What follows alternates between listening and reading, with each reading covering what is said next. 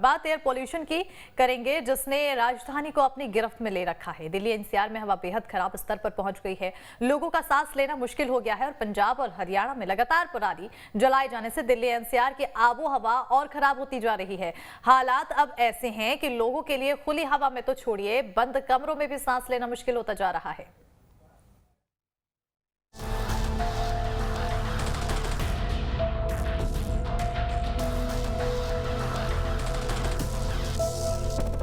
जहरीली हवा से घिरा अक्षरधाम, काले धुएं में घिरा कुतुब मीनार, संसद भवन पर भी पॉल्यूशन का डेरा।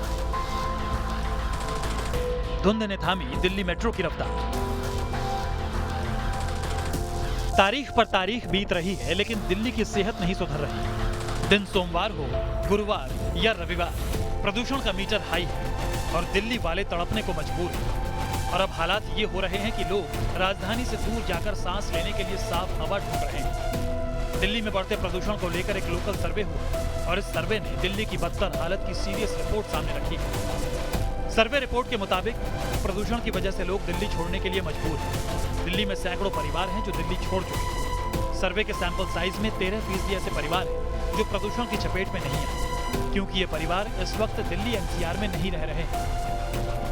दिल्ली में पॉल्यूशन को कंट्रोल करने के लिए कंस्ट्रक्शन समेत कई तरह के कामों पर प्रतिबंध लगाया गया है और यही वजह है कि दिल्ली में काम करने वाला एक बहुत बड़ा मजदूर तबका अपने घरों की तरफ जाने लगा। लेकिन मुसीबत उनकी है जो दिल्ली में रहते हैं और उनके पास प्रदूषण से दूर जाने का कोई विकल्प नहीं है।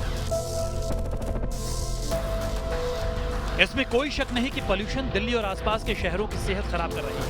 दिल्ली में कराए गए सर्वे में ये बात भी निकलकर सामने आई है कि जो लोग दिल्ली में हैं, वो किसी न किसी तरह की बीमारी की गिरफ्त में हैं। सर्वे के मुताबिक दिल्ली में हर 5 में से 4 परिवारों ने पिछले कुछ हफ्तों में प्रदूषण से जुड़ी बीमारियां होने की बात कही।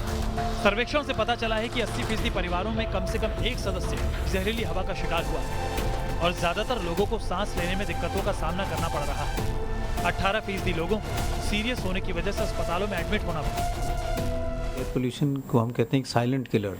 हम ये कह सकते हैं कि ये इस आदमी की डेंगू से मौत हुई, इस आदमी की कोविड से मौत हुई, लेकिन एयर पोल्यूशन से कहना वो मुश्किल होता है क्योंकि वो ऑलरेडी अंडरलाइंग जो इलनेस है उसको बिगाड़ के उसकी सीवियरिटी ज़्यादा कर देते हैं, जिससे आईसीयू एडमिशन हो जाती है और डेथ हो सकती है।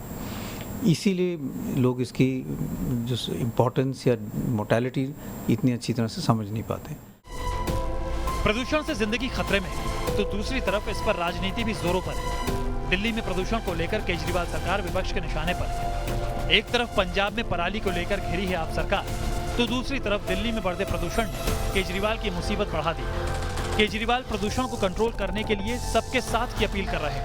एक राज्य की हवा एक राज्य में नहीं रहती, इधर से हवा उधर जाती है, उधर से हवा इधर आती है। तो जैसा हम कई बार कह चुके हैं कि इसमें केंद्र सरकार को आगे आके इसके ऊपर स्पेसिफिक कदम उठाने पड़ेंगे ताकि पूरे उत्तर भारत को प्रदूषण से बचाया जा सके। ये पूरे उत्तर भारत की समस्या है। दूसरी तरफ दिल्ली में एमसीडी चुनावों के ऐलान के साथ ही बीजेपी ने भी प्रदूषण को अपना मुद्दा बना लिया। भारतीय जनता पार्टी की दिल्ली यूनिट भी इसको लेकर आप सरकार पर लगातार हमलावर है और बीजेपी केजरीवाल पर गायब होने का आरोप लगा रही है। ये 7वां वर्ष है जब मैं लगातार इस महीने में हमें मास्क बांटने की आवश्यकता पड़ती है। ये जानते हुए कि मैं पूरे दिल्ली के लोगों को मास्क नहीं बांट सकता, फिर भी मेरी कोशिश है कि लोगों को इस बात का एहसास दिलाऊं कि आप अपनी सुरक्षा इस महीने 2 महीने इस पोल्यूशन से जो दिल्ली गैस चैम्बर बनी हुई है अपने को बचा लो।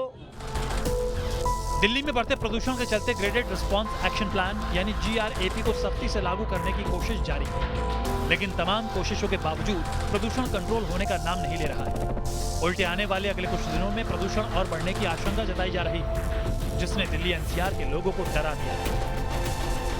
Team news nation.